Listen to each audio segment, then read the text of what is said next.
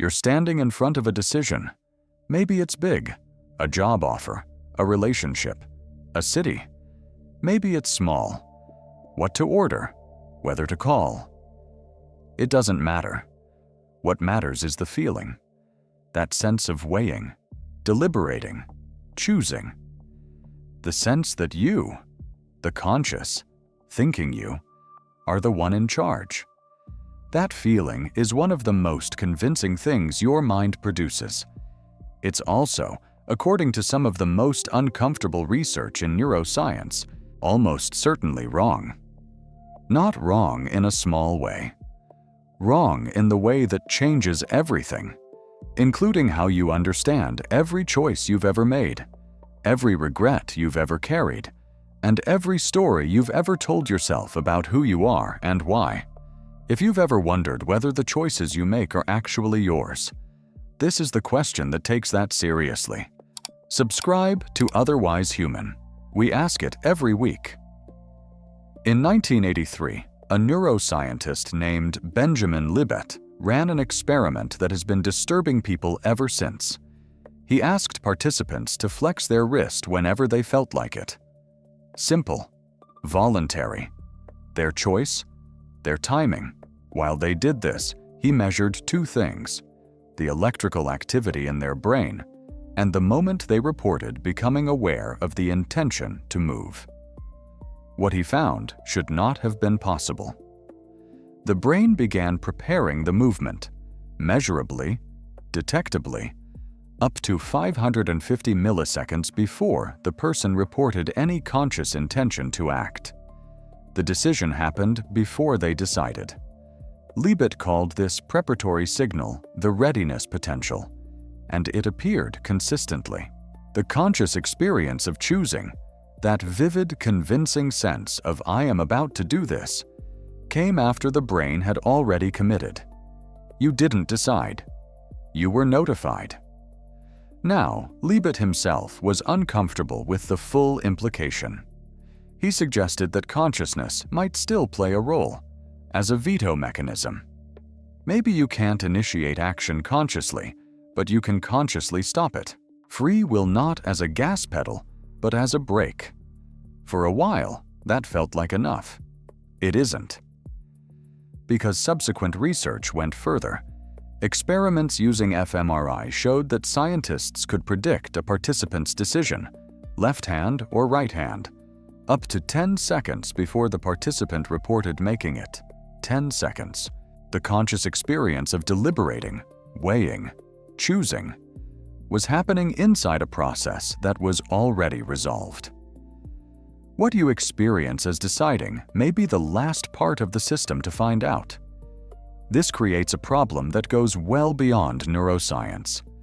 Think about the decisions you've defined yourself by. The moment you left, the moment you stayed, the relationship you chose or didn't, the career you built, the apology you gave too late or never.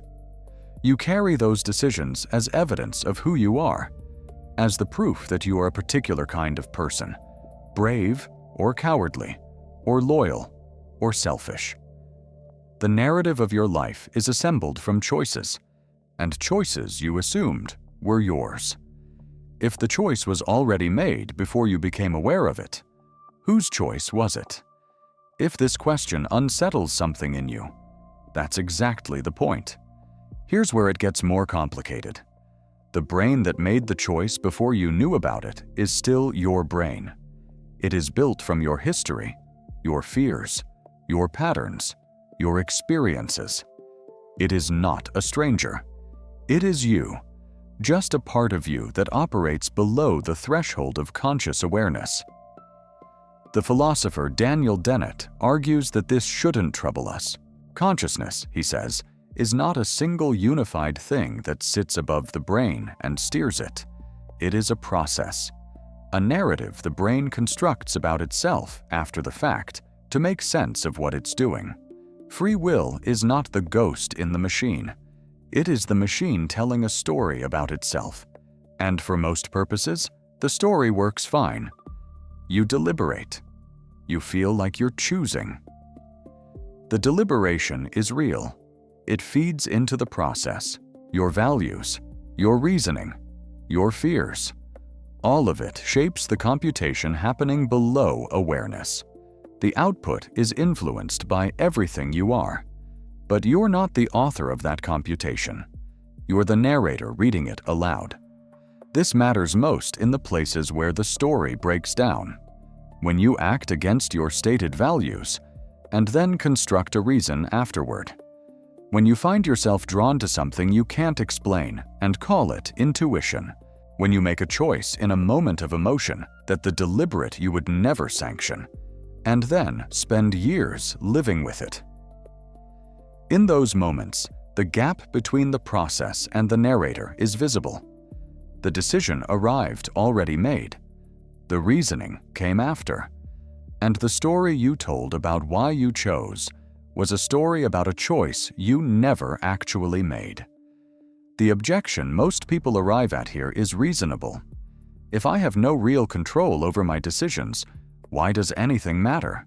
Why try to be better? Or think more carefully? Or take responsibility for anything? Because the question isn't whether you are free from causation. Nothing is. The question is, what kind of system is doing the causing? A person who reflects carefully, who examines their values, who builds deliberate habits over time. That person's below-awareness processing is different from someone who doesn't. The inputs change the computation. The computation changes the output. You may not be choosing in the moment, but you're shaping the system that chooses. Responsibility doesn't require that you were the last cause. It requires that you are a meaningful part of the causal chain, which is a smaller version of free will than the one most people assume they have. But it might be the real one. There's a second objection, and it's more personal. If my decisions were already made before I was aware of them, then who do I blame? Who do I credit? The person who hurt me? The one who helped me? Were they choosing? Or were they, like me, just reading a script that was already written? This is where the stakes stop being philosophical and start being about how you live. Because the answer changes what you do with your history.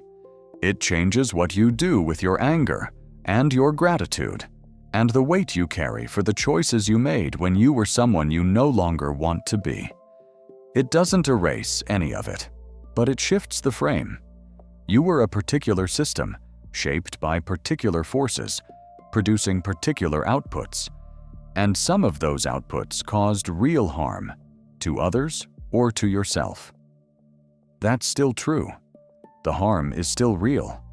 But the story that you were fully in control, that you chose freely, from nothing, with complete awareness, that story was never accurate.